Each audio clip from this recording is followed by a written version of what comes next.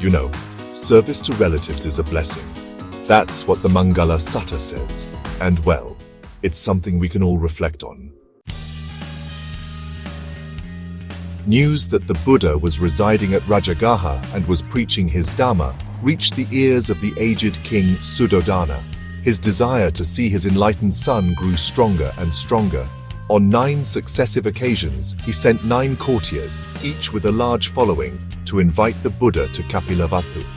However, contrary to his expectations, all of them, after hearing the Dhamma, attained arahantship and joined the order. Being arahants, they were detached from worldly matters and did not convey the king's message.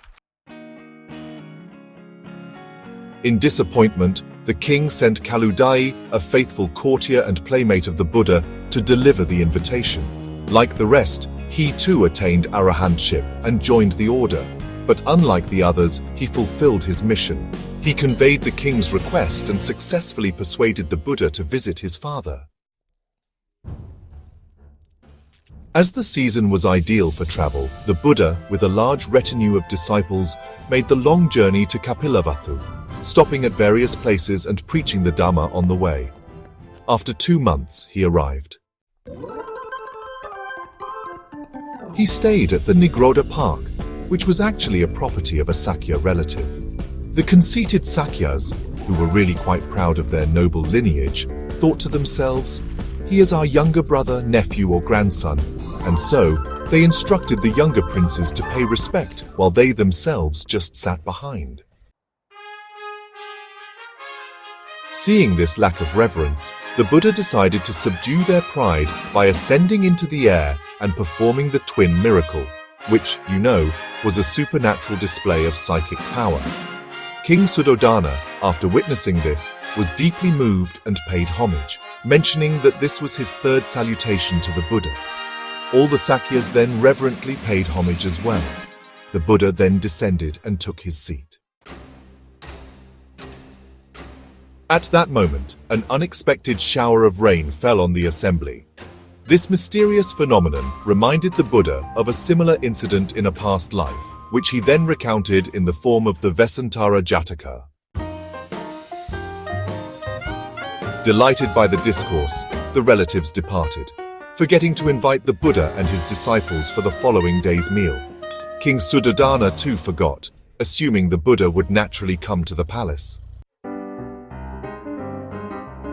The next day, following the tradition of past Buddhas, the Buddha and his disciples went on alms round in Kapilavatthu. Seeing this, the king was dismayed. He hurried to the Buddha and exclaimed, "Son, why do you disgrace me by begging in the streets? You used to travel in golden palanquins." The Buddha replied, "I am not disgracing you, O king. I am following the custom of my lineage, the Buddha lineage." The king was amazed. The Buddha then gave a teaching on righteous living, advising, "Be not heedless. Lead a righteous life. The righteous live happily, both in this world and the next." Deeply moved, King Suddhodana attained the 1st stage of sainthood, Sottapatti, right there on the street. That same day, he offered a grand meal at the palace. After the meal, the Buddha, along with his chief disciples, visited Yasodhara's chamber. He allowed her to pay homage in her own way. She bowed and placed her head at his feet in reverence. "When my daughter heard you wore yellow robes, she did the same. When she heard you ate 1 meal a day and gave up perfumes and garlands, she did likewise. She never looked at another man nor took any aid from her relatives. Not only in this life, but in many past lives, she has protected and been loyal to me." He then narrated the Kandakinara Jataka, recalling their long-standing bond. After the king's death, Yasodhara entered the order and attained arahantship. She was praised as foremost among women with supernormal powers. Rahula, the only son of Prince Siddhartha and Princess Yasodhara, was born on the very night the Buddha-to-be decided to renounce the world. On hearing the news of his son's birth, he exclaimed, "Rahu Jato, Bandhanam Jatam." A Rahu is born, a fetter has arisen. Thus the child was named Rahula. He was raised by his mother and grandfather.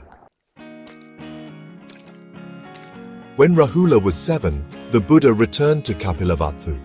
Yasodhara dressed him and told him, "This is your father, ask for your inheritance." Young Rahula approached the Buddha and said, "Pleasant is your shadow, O ascetic," and followed him, asking for his inheritance. The Buddha, understanding the deeper implications, instructed Venerable Sariputta to ordain the child as a Samanera, or novice monk. Rahula became the first novice in the order. He was trained with great care. Once, out of mischief, he misled others. The Buddha warned him, "Do not speak a deliberate lie, even in jest." He instructed Rahula on mindfulness and meditation, especially on respiration, or anapanasati. Eventually, Rahula attained arahantship after hearing the Kula Rahulavada Sutta. He received higher ordination at the age of 20 and passed away before the Buddha. He was renowned for his discipline and detachment. His verses in the Theragatha reflect his realization. Being fortunate from both sides, they call me Lucky Rahula. I was the son of the Buddha and that of the seer of truths. Destroyed are all my corruptions. No more rebirth is there for me.